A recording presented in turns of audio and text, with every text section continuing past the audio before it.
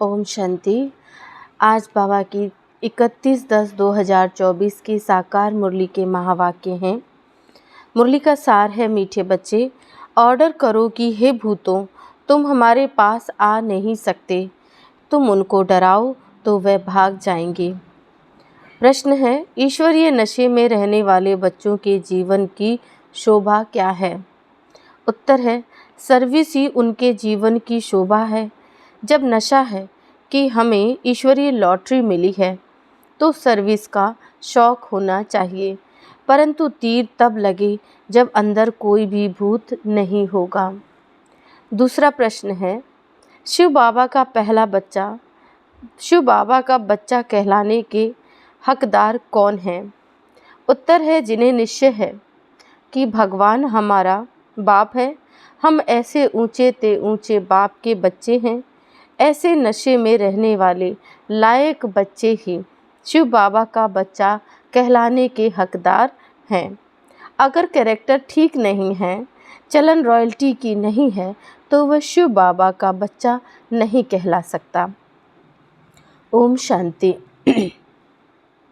शिव बाबा याद है, स्वर्ग की बादशाही याद है। यहाँ जब बैठते हो तो दिमाग में आना चाहिए, हम बेहद के बाप के बच्चे हैं और नित्य बाप को याद करते हैं। याद करने बिगर हम वर्षा ले नहीं सकते। काहे का वर्षा? पवित्रता का। तो उसके लिए ऐसा पुरुषार्थ करना चाहिए। कभी भी कोई विकार की बात हमारे आगे आ नहीं सकती। सिर्फ विकार की भी बात नहीं, एक भूत नहीं, परंतु कोई भी भूत आ नहीं सकता। ऐसा शुद्ध अहंकार रहना चाहिए। बहुत ऊंचते ऊंच भगवान के हम बच्चे भी ऊंचते ऊंच ठहरे ना। बातचीत चलन ऐसी कैसी रॉयल होनी चाहिए। बाप चलन से समझते हैं, यह तो बिल्कुल ही बर्थ नॉट ए पैनी है। मेरा बच्चा कहलाने का भी हकदार नहीं है। लौकिक बाप को भी नालायक बच्चे को देख अंदर में ऐसे होता है। यह भी बाप है। बच्चे जानते हैं बाप हमको शिक्षा दे रहे हैं, परंतु कोई कोई ऐसे हैं जो बिल्कुल समझते नहीं हैं। बेहद का बाप हमको समझा रहे हैं, वह निश्चय नहीं, नशा नहीं। तुम बच्चों का दिमाग कितना ऊंचा होना चाहिए। हम कितने ऊंच बाप के बच्चे हैं। बाप कितना समझाते हैं, अंदर में सोचो, हम कितने ऊंचते ऊंच बाप के बच्चे हैं। हमारा कैरेक्टर कितना ऊंच होना चाहिए। जो इन देवी देवताओं की महिमा है वह हमारी भी होनी चाहिए। प्रजा की थोड़ी ही महिमा है, एक लक्ष्मी नारायण को ही दिखाया है, तो बच्चों को कितनी अच्छी सर्विस करनी चाहिए। इन लक्ष्मी नारायण दोनों ने यह सर्विस की है ना। दिमाग कितना ऊंचा चाहिए। कई बच्चों में तो कोई फ़र्क नहीं, माया से हार खा लेते हैं तो और ही जास्ती बिगड़ जाते हैं। नहीं तो अंदर में कितना नशा रहना चाहिए। हम बेहद के बाप के बच्चे हैं। बाप कहते हैं सबको मेरा परिचय देते रहो। सर्विस से ही शोभा पाएंगे, तभी बाप की दिल पर चढ़ेंगे। बच्चा वह जो बाप की दिल पर चढ़ा हुआ हो। बाप का बच्चों पर कितना लव होता है। बच्चों को सिर पर चढ़ाने का इतना मोह होता है, परंतु वह तो हद का मायावी मोह है। यह तो बेहद का है। ऐसा कोई बाप होगा जो बच्चों को देखकर खुश ना हो। माँ बाप को तो अथाह खुशी होती है। यहाँ जब बैठते हो तो समझना चाहिए बाबा हमको पढ़ाते हैं। बाबा हमारा ओबीडियंट टीचर है। बेहद के बाप ने ज़रूर कोई सर्विस की होगी, तब तो गायन है ना। कितनी वंडरफुल बात है, कितनी उनकी महिमा की जाती है। यहाँ बैठे हो तो बुद्धि में नशा रहना चाहिए। सन्यासी तो हैं ही निवृत्ति मार्ग वाले, उन्हों का धर्म ही अलग है। यह भी अब बाप समझाते हैं। तुम थोड़े ही जानते थे सन्यास मार्ग को। तुम तो गृहस्थ आश्रम में रहते भक्ति आदि करते थे, तुमको फिर ज्ञान मिलता है। उनको तो ज्ञान मिलने का है नहीं। तुम कितना ऊंच पढ़ते हो और बैठे कितने साधारण हो नीचे। दिलवाड़ा मंदिर में भी तुम नीचे तपस्या में बैठे हो। ऊपर में वैकुंठ खड़ा है। ऊपर वैकुंठ को देख मनुष्य समझते हैं स्वर्ग ऊपर ही होता है। तो तुम बच्चों के अंदर में ये सब बातें आनी चाहिए कि यह स्कूल है, हम पढ़ रहे हैं। कहाँ चक्र लगाने जाते हो तो भी बुद्धि में यह ख्यालात चले तो बहुत मज़ा आएगा। बेहद के बाप को तो दुनिया में कोई नहीं जानते।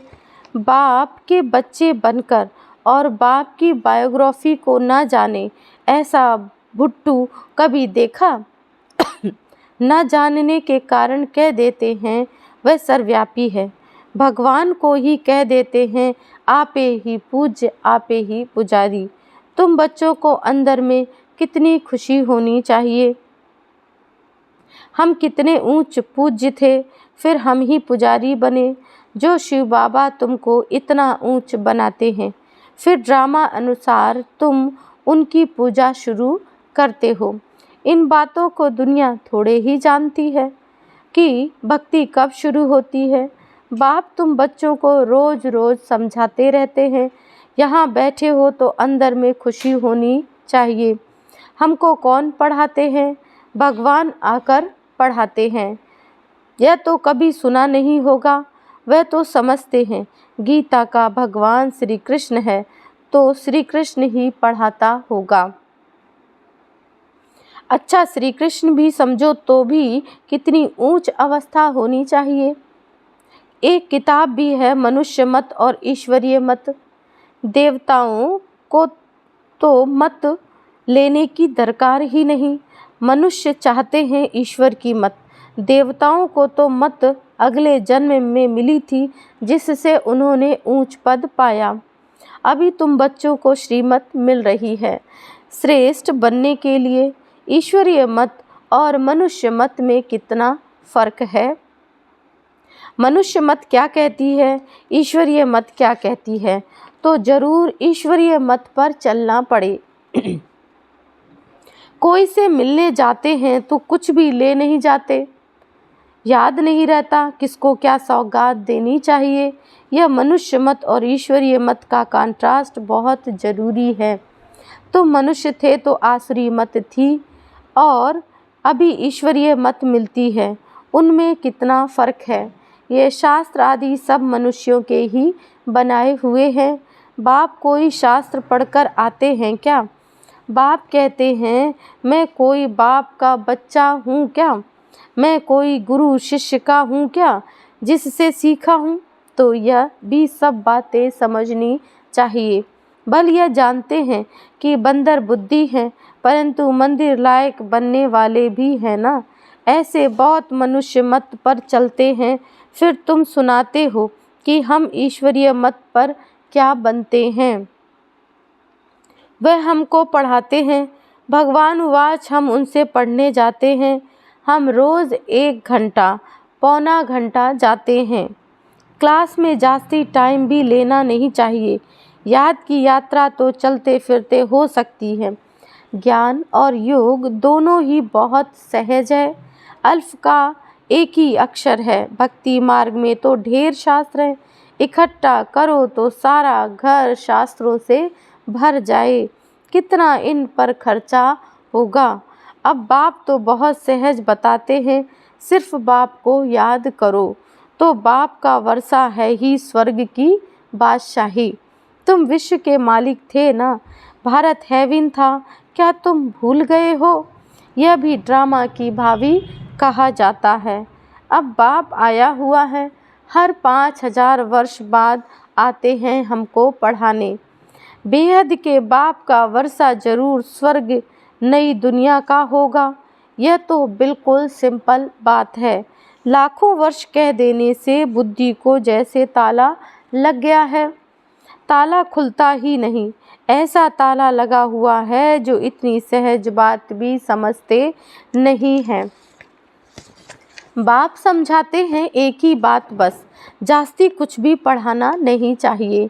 यहाँ तुम 1 सेकंड में किसको भी स्वर्गवासी बना सकते हो, परंतु यह स्कूल है, इसलिए तुम्हारी पढ़ाई चलती रहती है।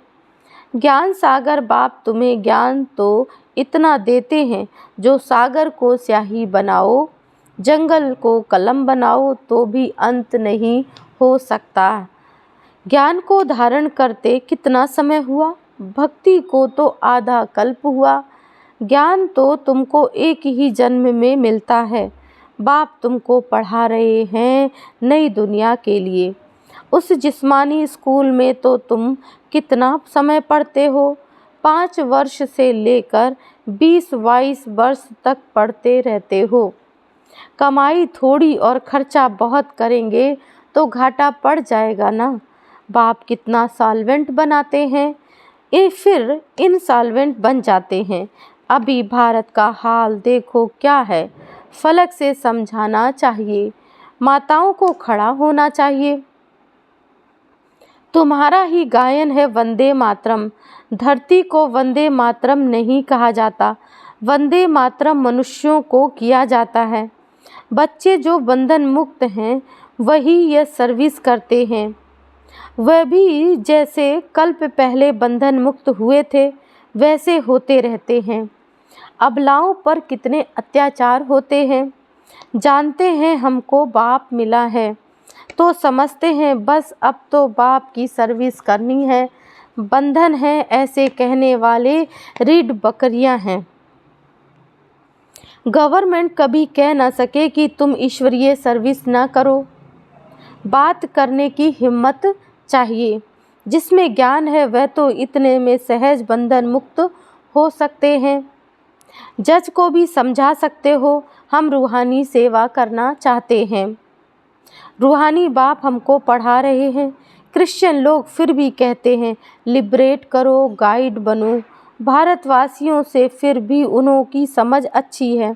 तुम बच्चों में जो अच्छे समझदार हैं उनको सर्विस का बहुत शौक रहता है। समझते हैं ईश्वरीय सर्विस में से बहुत लॉटरी मिलनी है। कई तो लॉटरी आदि को समझते ही नहीं, वहाँ भी जाकर दास दासियाँ बनेंगे। दिल में समझते हैं अच्छा दासी ही सही, चांडाल ही सही, स्वर्ग में तो होंगे ना। उन्हों की चलन भी ऐसी देखने में आती है। तुम समझते हो बेहद का बाप हमको समझा रहे हैं, यह दादा भी समझाते हैं। बाप इन द्वारा बच्चों को पढ़ा रहे हैं। कोई तो इतना भी समझते नहीं। यहाँ से बाहर निकले खलास, यहाँ पर बैठे भी जैसे कुछ समझते नहीं। बुद्धि बाहर भटकती धक्के खाती रहती है, एक भी भूत निकलता नहीं। पढ़ाने वाला कौन और बनते क्या। साहूकारों के भी दास दासियां बनेंगे। अभी भी साहूकारों के पास कितने नौकर चाकर रहते हैं। सर्विस पर तो एकदम उड़ना चाहिए। तुम बच्चे शांति स्थापन अर्थ निमित्त बने हो, विश्व में सुख शांति स्थापन कर रहे हो। प्रैक्टिकल में तुम बच्चे जानते हो कि हम श्रीमत पर स्थापन कर रहे हैं, इसमें अशांति कोई होनी नहीं चाहिए। बाबा ने यहाँ भी ऐसे बहुत अच्छे अच्छे घर देखे हुए हैं। एक घर में 6-7 बहुएं इकट्ठी इतना प्यार से रहती हैं, बिल्कुल शांति लगी रहती है। बोलते थे हमारे पास तो जैसे स्वर्ग लगा पड़ा है, कोई खिटखिट की बात नहीं, सब आज्ञाकारी हैं। उस समय बाबा को भी सन्यासी ख्यालात थे, पुरानी दुनिया से वैराग्य रहता था। अभी तो यह है बेहद का वैराग्य, कुछ भी याद ना रहे। बाबा तो नाम सब भूल जाते हैं। बच्चे कहते हैं बाबा आप हमको याद करते हैं।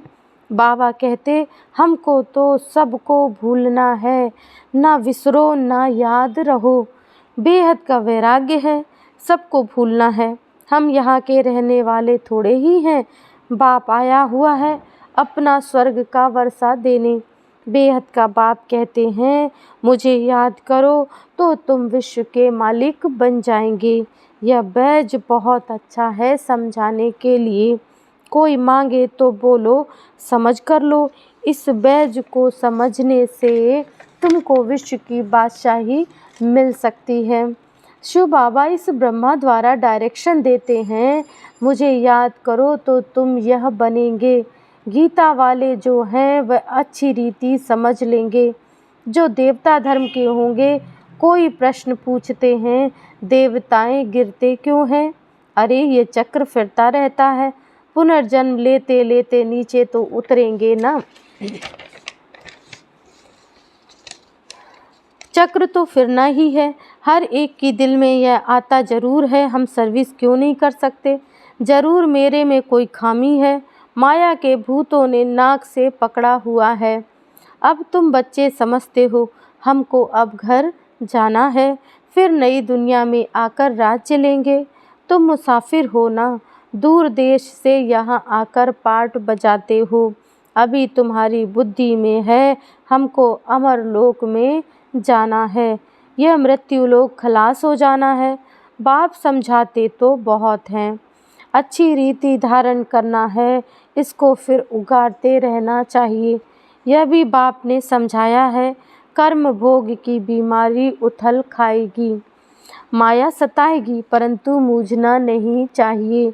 कुछ थोड़ा होता है तो हैरान हो जाते हैं।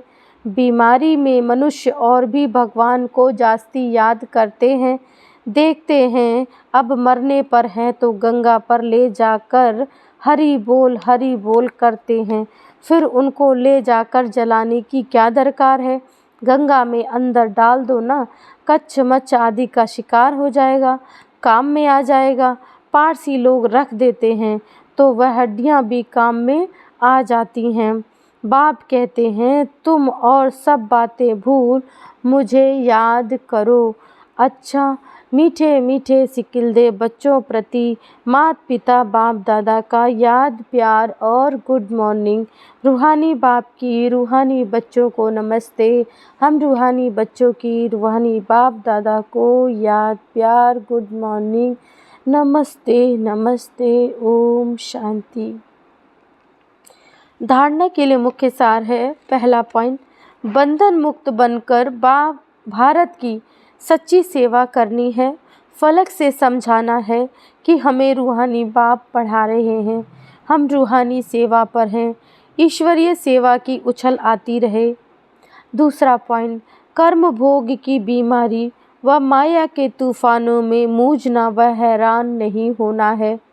बाप ने जो ज्ञान दिया है उसे उगारते बाप की याद में हर्षित रहना है।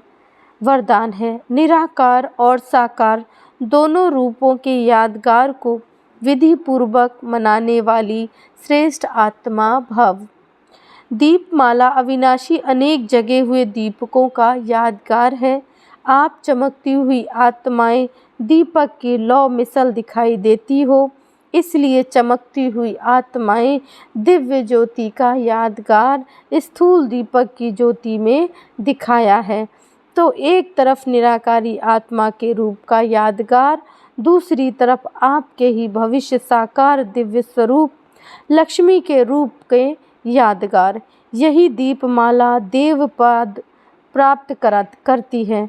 तो आप श्रेष्ठ आत्माएं अपना यादगार स्वयं मना रही हो। स्लोगन है, नेगेटिव को पॉजिटिव में चेंज करने के लिए अपनी भावनाओं को शुभ और बेहद बनाओ। ओम शांति।